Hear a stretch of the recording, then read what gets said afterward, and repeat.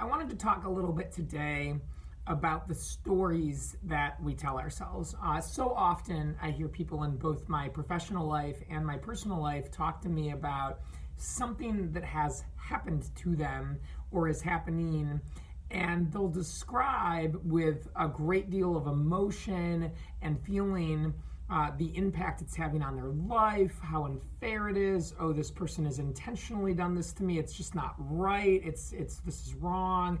This person has judged me. This person's been mean to me. This person has hurt my feelings. And a lot of what's being said is not the reality of the situation. It's the interpretation of the reality of the situation that they are experiencing. And oftentimes, my thought upon hearing these stories is, are you sure that that's what's gone on? Okay, so somebody has lied to you, right? And they've manipulated you or tried to hurt you. Are you sure? Do you know that? Or maybe it's just something that they're struggling with that they don't feel like they can be honest with.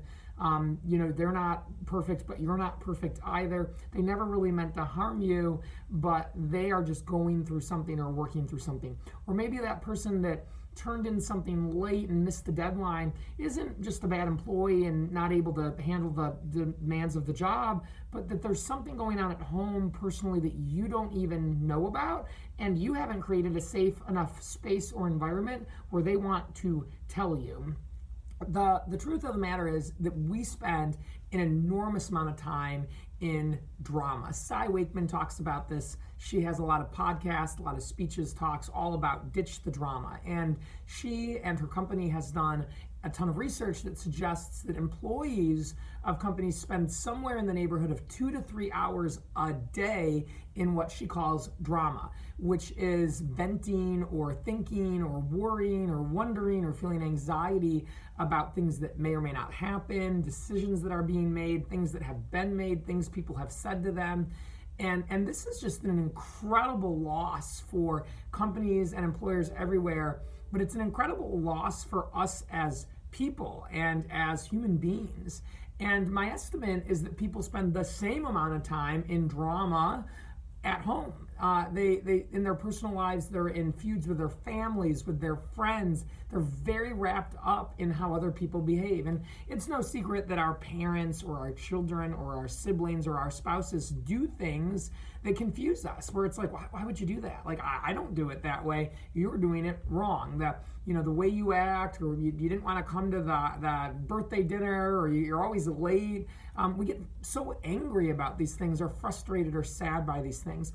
And I think what happens is that we miss our opportunity for self-care and for self-love and self-compassion when this is happening, and we get way too wrapped up in our own egos. When you're feeling angry at someone else or frustrated by someone else, you often kind of come at it from a place of like, oh, I'm just trying to protect myself. I'm just trying to sort of take care of myself. But the reality is you're really not taking care of yourself. You're fuming and brewing, and you're missing an opportunity to be happy. And so that's not self-care or self-love. But you're also acting very righteous. You're implying, hey, my way of doing things is the right way, and people should be doing it my way. If I wouldn't have turned in something late, or I wouldn't have lied about this, or I wouldn't have been late, then nobody else can either, because that's just not the way to do it.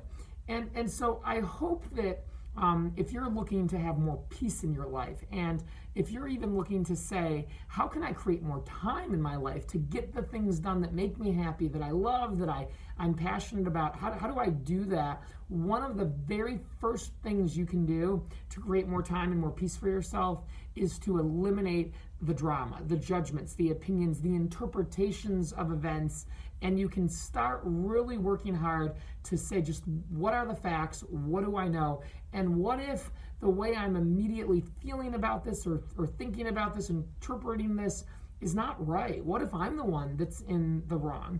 If we can do this more often, or if we can simply just choose not to take offense by things, we can just say, well, I don't really know what that comment meant or what that was supposed to mean, but you know what, I don't really need to know. I don't care that much. It's not relevant to where I'm going, where I'm heading.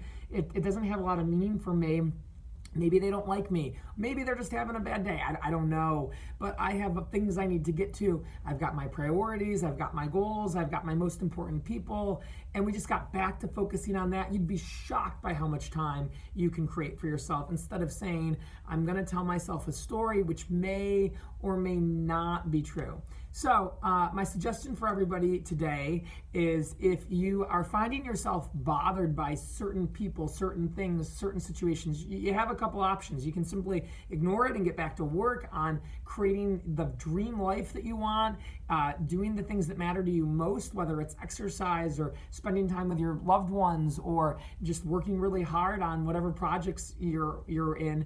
Or you can simply ask some questions and say, hey, if you don't mind sharing, what did you mean by that? Or why did this decision get made? But you can do it without the convictions of, I think I already know why, because it's hard to ask questions in a loving, kind way when we think we already know the answers. And so those are my thoughts this week. If you find yourself kind of spun out or rattled a lot about things going on around you, really ask yourself, what if this is a story I'm telling myself? What if I'm not right?